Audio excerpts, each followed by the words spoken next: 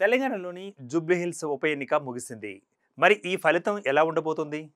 కాంగ్రెస్ విజయం సాధిస్తే దాని ప్రభావం ఏపీపై పడే ఛాన్స్ ఉందా? ప్రస్తుతం తెలుగు రాష్ట్రాల్లోని పొలిటికల్ సర్కిల్లో ఇదే చర్చ కొనసాగుతోంది. ఆ వివరాలేంటో ఇప్పుడు చూద్దాం. BRS sitting MLA Maganti Gopinath ఆకస్మిక మరణంతో జూబ్లీహిల్స్ అసెంబ్లీ నియోజకవర్గంలో ఉప ఎన్నిక అనివార్యంగా మారింది. ఈ క్రమంలోనే అధికార కాంగ్రెస్ ఆ స్థానాన్ని దక్కించుకోవాలని నవీన్ యాదవ్ను అభ్యర్థిగా దించింది.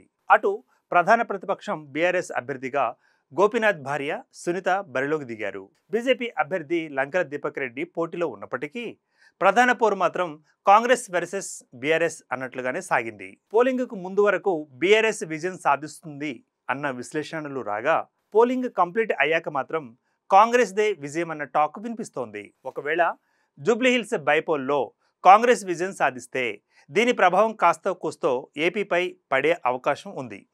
దీనికి కారణం టీడీపీ. నిజానికి తెలంగాణలో టీడీపీ అంత యాక్టివ్లో లేదు, కానీ గ్రేటర్ హైదరాబాద్లో ఈ పార్టీ ప్రభావం కాస్త ఎక్కువే. మరీ ముఖ్యంగా సెటిలర్స్ ఉన్న ప్రాంతాలలో అయితే 2023 తెలంగాణ అసెంబ్లీ ఎన్నికలలో టీడీపీ తటస్థంగా ఉంది. ఏపీలో అక్రమ కేసుల ఆరోపణల నేపథ్యంలో ఆ పార్టీ అధినేత చంద్రబాబు నాయుడు అరెస్ట్ అయిన విషయం తెలిసిందే. ఈ క్రమంలోనే ఆ ఎన్నికల్లో టీడీపీ బరిలోకి దిగలేదు. అయితే ఆ టైంకే కాంగ్రెస్ పార్టీలో రేవంత్ రెడ్డి ఫుల్ స్పీడ్గా ఉన్నారు. సీఎం అభ్యర్థిగా ప్రచారంలో దూసుకు వెళ్లారు. దీంతో టీడీపీ శ్రేణులు రేవంత్ రెడ్డి వైపు మొగ్గు చూపారన్న వార్తలు కూడా వచ్చాయి. ఆ విధంగా కాంగ్రెస్ విజయం 2024లో జరిగిన ఏపీ ఎన్నికలపై కూడా చూపాయని చెప్పొచ్చు. ఇక ఇది ఇలా ఉంచితే ప్రజెంట్ జూబ్లీహిల్స్ బైపోల్లో సెటిలర్స్దే ఎక్కువ ఎఫెక్ట్. అందుకే టీడీపీ చుట్టూ రాజకీయాలు తిరిగాయి. ఆ పార్టీ నేతలు వచ్చి తెలంగాణలో ప్రచారం చేస్తారన్న వార్తలు కూడా వినిపించాయి. కానీ అది జరగలేదు. అలాగని ఏ పార్టీ నేరుగా టీడీపీ మద్దతు పొందే ప్రయత్నాలు కూడా చేయలేదని తెలుస్తోంది. ఎన్డీఏలో బలమైన భాగస్వామ్య పక్షంగా టీడీపీ ఉంది. ఈ క్రమంలో బీజేపీ టీడీపీ సపోర్టు కోరాలి. కానీ తెలంగాణలో టీడీపీ అంతగా యాక్టివ్గా ఉండకపోవడంతో బీజేపీ మద్దతు కోరలేదు. అదే సమయంలో బీఆర్ఎస్ గతానికి భిన్నంగా టీడీపీ విషయంలో సానుకూలంగా ఉండే ప్రయత్నాలు చేసింది, కానీ నేరుగా సపోర్టు కోరలేదు. దీనికి కారణం బీఆర్ఎస్ గత అనుభవాలని చెప్పుకోవచ్చు. మరోవైపు చంద్రబాబుకు రేవంత్ రెడ్డి సన్నిహితుడన్న విషయం తెలిసిందే.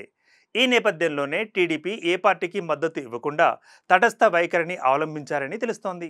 అంతేకాదు, జూబ్లీహిల్స్ ఉప ఎన్నికలో ఎన్టీఆర్ పేరు బాగా వినపడింది. నియోజకవర్గంలోని అనేక సామాజిక వర్గాలలో కమ్మ సామాజిక వర్గం కూడా గణనీయమైన సంఖ్యలోనే ఉంది.